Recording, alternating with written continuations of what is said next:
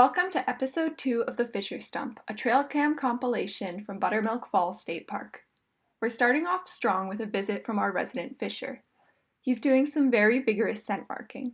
This type of behavior is most common during the breeding season, from February to late April, and is rather unusual to continue so late into the summer.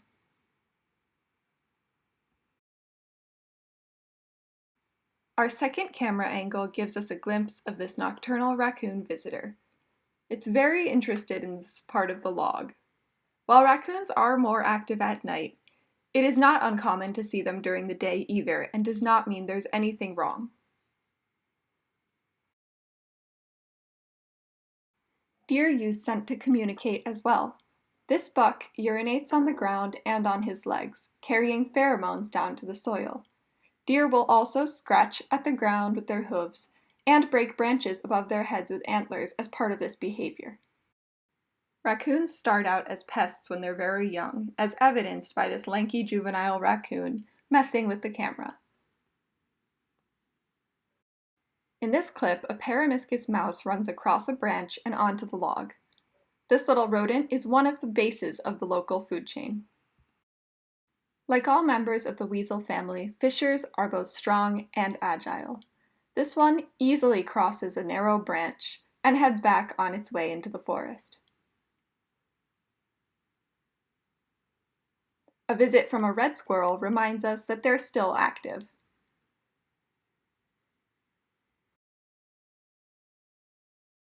A brief visit from a hermit thrush.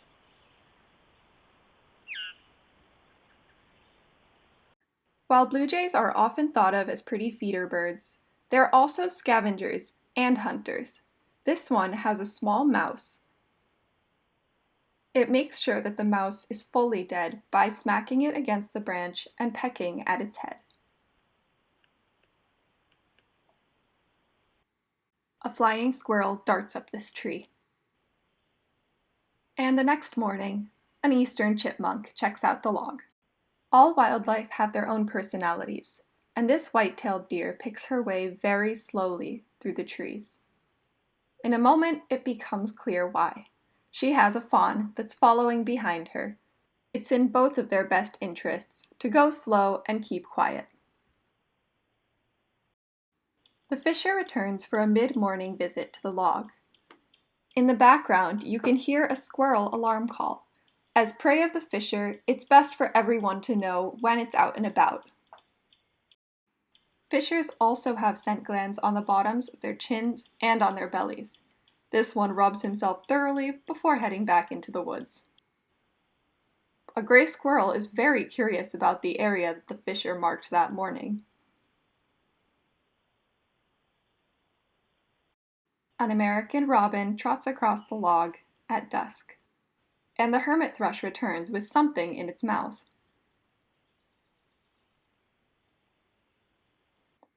A mischievous raccoon gets up close and personal with the camera.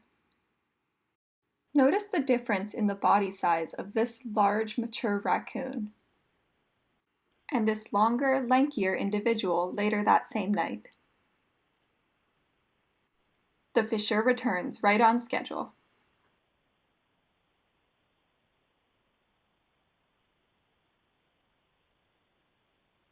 Now we're approaching the time of year where juvenile animals are out with their parents, like this family of raccoons.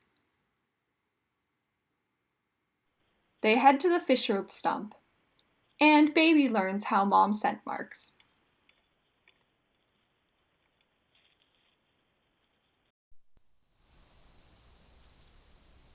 This summer has been particularly dry and hot, and these deer are starting to look a little worse for it. Although the trail cameras have been set up for months at this point, the deer are still not thrilled about it, and this one decides to come closer for a better investigation. We get a look at its face, where you can see that there's hair missing from its ears and its snout. In this area, we have a huge population of white-tailed deer, so monitoring the overall health of the population is important for making management decisions in the parks.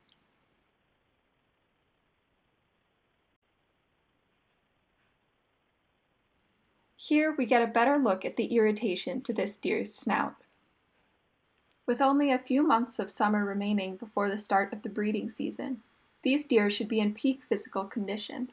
It's concerning to see how thin and scrawny they look. Something makes both of the deer a little bit skittish.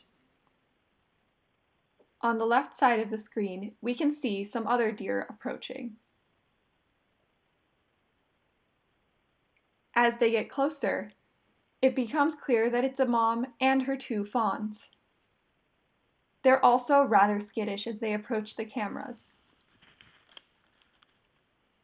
All of the deer grow more cautious, and the fawns are clearly very unhappy with the presence of cameras.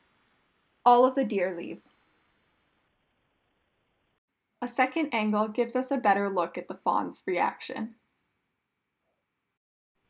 A brief visit from the resident fisher, followed by a quick run-by of a coyote, finish off the second episode of the Fisher Stump. Thank you so much for tuning in, and I hope to see you next time with whatever the wildlife has to offer.